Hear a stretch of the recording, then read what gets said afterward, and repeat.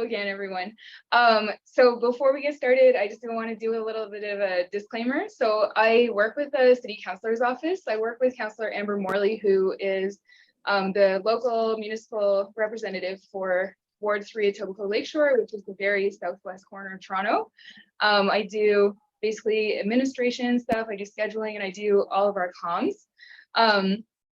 So this is kind of a little bit of a collection of like my experience over the first 6 months of our term, what I've seen about how people can reach out to our office or reach out to City Council or get engaged with city issues.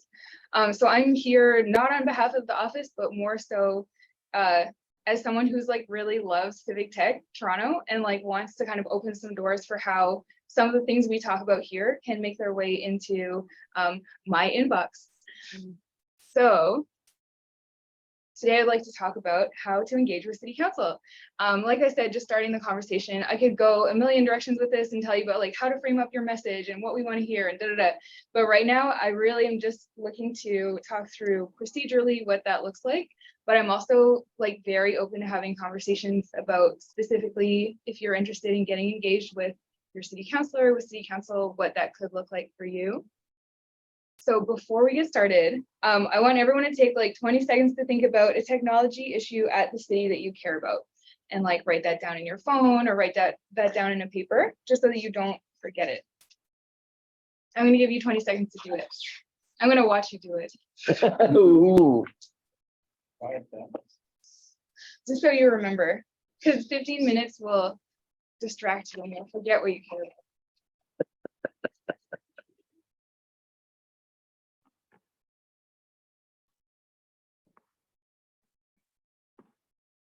I'm going to keep going. You can keep typing if you're typing. So I think most of you are probably familiar with this map, but this is our city's 25 wards. So each of those wards has an elected city councillor that represents that ward, as well as our whole city has a mayor who is elected as well. The little heart on there is the ward that I work for, which I have come to love very dearly. So I wanted to ask everyone who knows who their city councillor is. Cool. I'm excited by the hands that are up, but I'm also like not offended if people don't know. We had a really low voter turnout, and to be honest with you, people are really disengaged. And so like, it doesn't surprise me that people don't. If you are curious about who your city councillor is, you can like scan this QR code, or you can honestly, I just type in Toronto wards every time I have an address and I'm like, who represents this person? How many people who know who their city councillor is has reached out to their city councillor? I love that. I love to see hands. This is very exciting. So imagine yourself, you're sitting here, you're talking about something related to civic tech, and you want to share your expertise, your perspective with the city because you think it's something important, but you don't know how to do it. So the first question I want you to think about is what municipal issues are you interested or concerned about? We've already kind of like got that ball rolling. And then should you reach out individually or organize as a group? And then last and maybe most importantly, okay, great, like how am I supposed to reach out?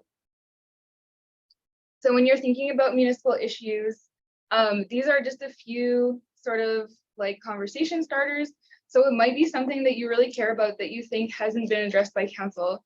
And my kind of prompt here is like, we love a jurisdictional scan or case studies. Like, I know that people are like, Toronto's never going to be a world-class city if we just do what other cities do.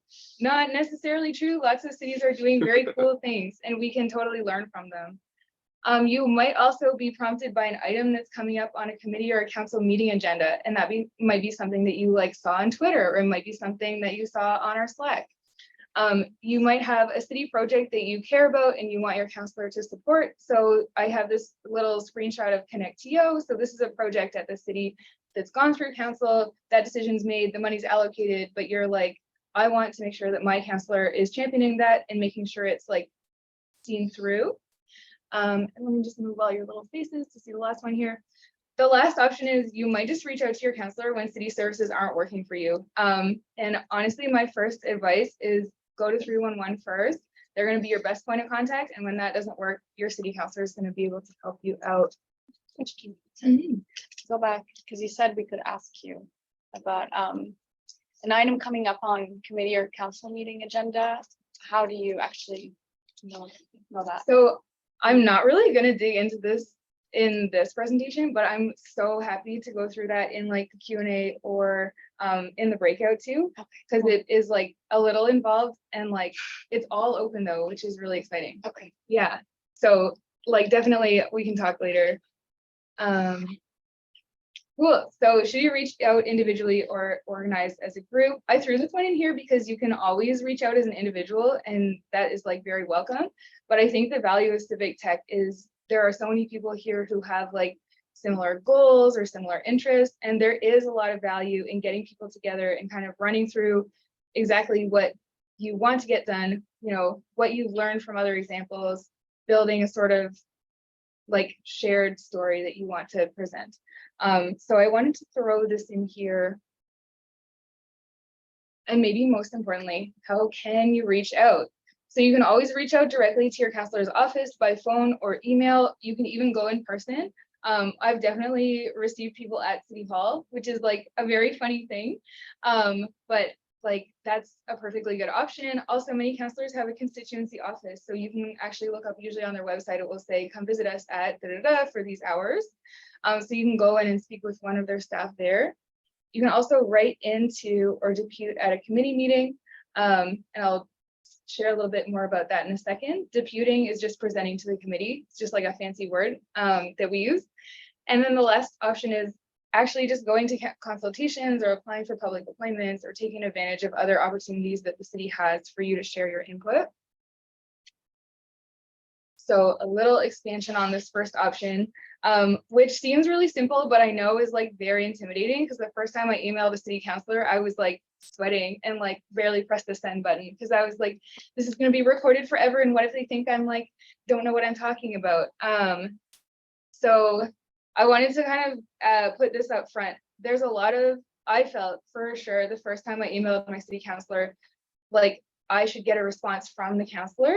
But the reality is that the councillors have a full office of staff who are all very engaged in the issues and they support their councillors in preparing for counseling committees. So they're actually going to be your best bet and they're probably who you're going to hear from. So I wanted to speak a little bit to who you might get a response from. This is the city's like official list of what councillor office staff positions look like. These are like not real. The reality is like councillors' offices are all set up according to how they want to work, how they like to work, how they found they've like settled into a certain flow. So I don't necessarily want to share one structure of offices, but I did want to share that the work generally falls into like two buckets. And my little disclaimer here is this is my experience in the first 6 months, and someone who's been here for like 10 years is going to have a more nuanced perspective on this. But generally, you'll have people who cover more constituency work, which is very like immediate and practical, resolving issues that residents have or responding to their concerns or their questions about city services. And I wanted to give you guys a couple of examples of what that's looked like related to technology. And these are real examples of people who've like called in, I've answered their emails. So help, I can't figure out how to file my vacant home tax declaration online. So it's definitely a technology issue. The portal, I'm not gonna lie, was a little confusing. We sent out a lot of paper forms to get seniors able to, not just seniors, but like majority seniors of who called me. And then also another question we received was like, when is my community center scheduled to get public Wi-Fi? Because I had told them, hey, the city's doing this public Wi-Fi pilot, but I don't know when yours is exactly going to get it. And they keep calling me and I'm like, I don't know. But I'm glad they keep calling me because like I should know. And then the other side of the picture is like policy work. So this is like researching, moving and voting on council and committee items, monitoring planning and development files, this sort of stuff. So more strategic. I honestly haven't gotten many people reach out to me with tech related issues like this. And I wish that we got more of them because I know that like within this context, I hear a lot of people talking about, you know, tech policy that we could move forward at the city. So these are some hypothetical emails that we could have gotten. Imagine it's 2021. Hey, I'm concerned about the procurement process for Pay It. Like definitely can imagine getting that email. Another one, I know Gabe had flagged this particular item on Slack a couple of weeks ago. So like, hey, I saw this on General Government Committee, request for authority to create a centralized login platform. Like, I'm curious where the data will be stored. These are like helpful to our office when we aren't necessarily looking at that item particularly. If you're like, I can equip you with the right questions to ask about this item, super helpful. And then just to like reiterate, the reality is the ward sizes are huge. They doubled in 2018 and the city is growing. So my ward in particular has 141,000 residents as of 2021.